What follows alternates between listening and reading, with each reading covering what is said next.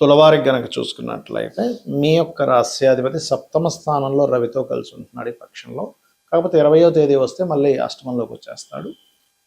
ఆరో భావంలో క్రూర గ్రహాలు ఉండడం చాలా మంచిది. కాకపోతే భాగ్య వ్యయాధిపతి అయిన బుధుడు కూడా ఉన్నాడు అక్కడ ఆరో భావంలో. చంద్రుడు 16వ తేదీ నుంచి 30 వరకు 6 నుంచి 12వ స్థానం వరకు సంచరిస్తుంటాడు. పంచమంలో రాహు. మరి ఈ యొక్క గ్రహస్థితిని అనుసరించి మీ తులారాశి వారికి లగ్నం అయితే ఇంకా మంచిది. లగ్నం చూసుకుంటే ఎలా ఉండబోతుంది, ఏ దేవతా ఆరాధన చేయాలి అనేటువంటి అంశాలు చెప్తుంది నేనైనప్పటికీ చెప్పిస్తుంది సాక్షాత్ లలిత అమ్మవారిగా భావిస్తూ ఆ లలితాంబిక అమ్మవారి యొక్క అనుగ్రహం మీకు పరిపూర్ణంగా కలగాలని మనస్ఫూర్తిగా కోరుకుంటూ, ఇక్కడ ఇదేంటంటే మీ యొక్క రాశినాథుడు ఎప్పుడైతే సప్తమంలో ఉన్నాడో మీకు ఈ పక్షంలో మొదటి 5 రోజులు కూడా వివాహ సంబంధించిన విషయాలకు అనుకూలంగా ఉంది, గుర్తుపెట్టుకోండి. కాకపోతే అదే మొదటి 5 రోజులు అంటే 16 నుంచి 20వ తేదీ వరకు మీరు ఉద్యోగ సంబంధించిన విషయంలో తొందరపాటు నిర్ణయాలు, కొంత ఘర్షణలు ఇట్లాంటివి కూడా ఏర్పడతాయి. చాలా జాగ్రత్తగా ఉండాలి మీరు. అలాగే కొంత ధనాధిపతి కూడా మీకు ఎప్పుడైతే ఈ శనితో కలిసి ఉంటున్నాడు ధనపరంగా కొంత అప్పులు, ఎవరికైనా అప్పులు ఇవ్వడం ద్వారా గొడవలు. ఎందుకంటే బుధుడు అప్పులకు కారకుడు. ఆ యొక్క బుధుడు ఎప్పుడైతే మీకు ఆరో భావంలో 2 పాపగ్రహాలతో క్రూర గ్రహాలతో కలిసి ఉన్నాడో అప్పు ఇచ్చి మరీ గొడవ పెట్టుకోవాల్సి వస్తుంది. అయితే ఇక్కడ తండ్రి గారి ఆస్తి విషయంలోని గురువులతోని కొద్దిగా జాగ్రత్తగా ఉండాలి. ఎందుకంటే ఎంతైనా కూడా ఈ యొక్క లగ్నానికి గురువు పాపి భాగ్యస్థానంలో ఉన్నాడు. సహజంగా భాగ్యంలో ఉన్నప్పుడు సహజంగా ఇచ్చే రిజల్ట్స్ వేరే ఉంటాయి. కానీ ఎప్పుడైతే గురువు ఉండేటువంటి స్థితి మారడం వలన బుధుడు ఇక్కడ మన తులారాశికి 12 భాగ్యాధిపతి, భాగ్య వ్యయాధిపతి అయినందుకు ఈ ఆరో భావంలోకి వెళ్తున్నందుకు ముఖ్యంగా మీరు జాగ్రత్త తీసుకోవాల్సింది అప్పుల విషయంలో. అప్పులు ఇవ్వడము, తీసుకోవడము, అప్పుల వల్లే గొడవలు అవి వస్తూ ఉంటాయి. కాబట్టి ఈ విషయంలో జాగ్రత్తగా ఉండండి. ఇక మీరు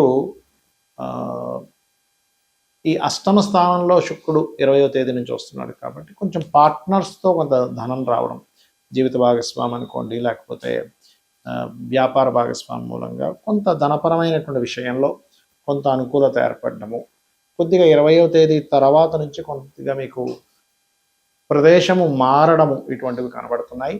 అయితే 6లో క్రూరగ్రహాలు ఉండడం శత్రువుపై జయాన్ని ఇస్తుంది, అందులో ఎటువంటి సందేహం లేదు. కాకపోతే పంచమ స్థానంలో రాహు ఉన్నాడు కాబట్టి సినిమా ఫీల్డ్లో ఉండేటువంటి వారికి, ఈ క్రియేటివ్ రంగాల్లో ఉండేటువంటి వారికి చాలా చక్కటి ఫలితాలు రానున్నాయి, గుర్తుపెట్టుకోండి. ఇక మీరు నిత్యము చేయవలసినటువంటి దేవత ఆరాధన ఏమిటి అని చెప్పి చూసుకున్నట్లయితే ప్రధానంగా ఇక్కడ మీరు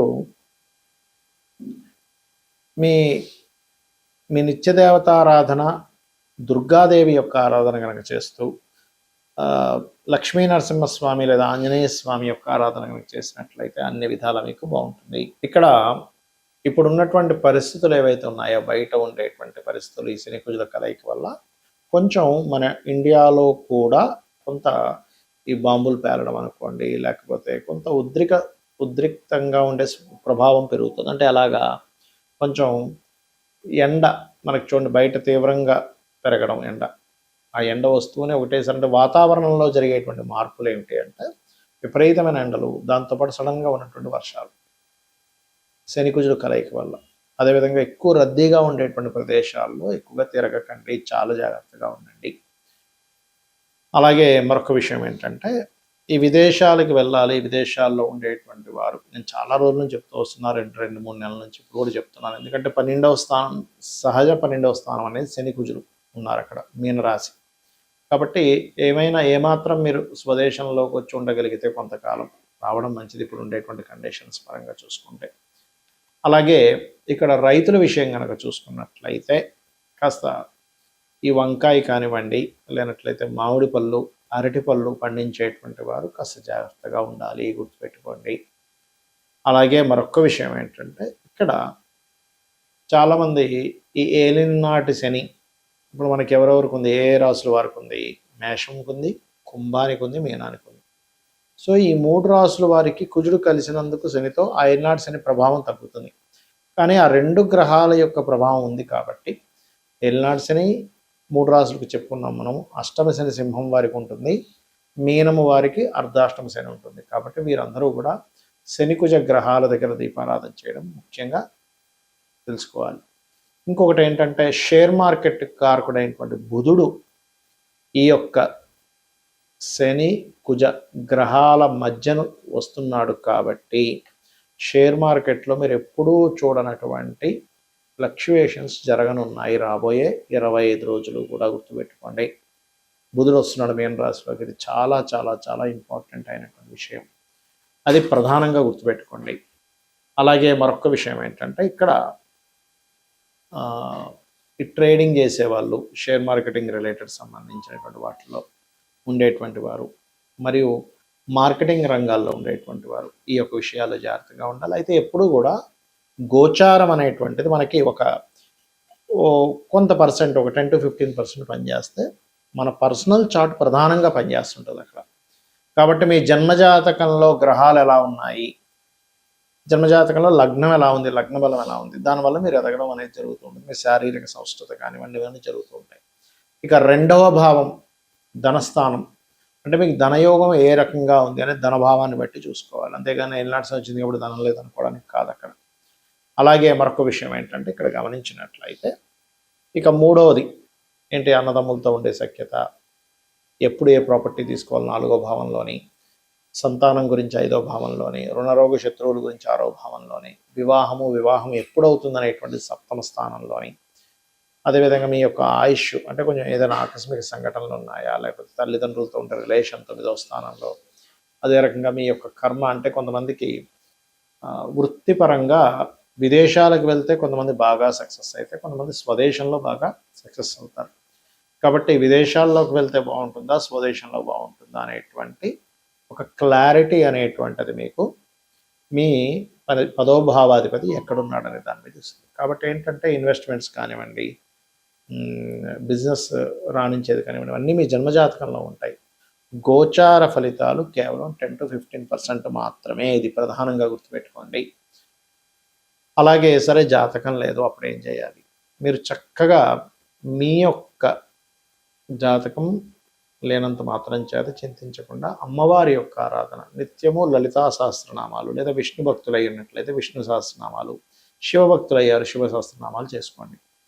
మనము మన జాతకాన్ని తెలుసుకొని ఒక జ్యోతిలాగా, అంటే జ్యోతిష్యము అంటే ఒక వెలుగులాగా మనకు ముందే కనబడుతుంది ఏంటి, వాట్ ఈజ్ వాట్ అనేది. దాన్ని బట్టి మనం ఎలా అయితే నిర్ణయాలు తీసుకొని ముందుకు వెళ్తూ ఉంటామో, జాతకం తెలియదు అప్పుడు ఏం చేస్తాము, దేవుని మీద భారం వేసి ధర్మబద్ధంగా మన పని మనం చేసుకుంటూ వెళ్ళిపోతూ ఉండాలి.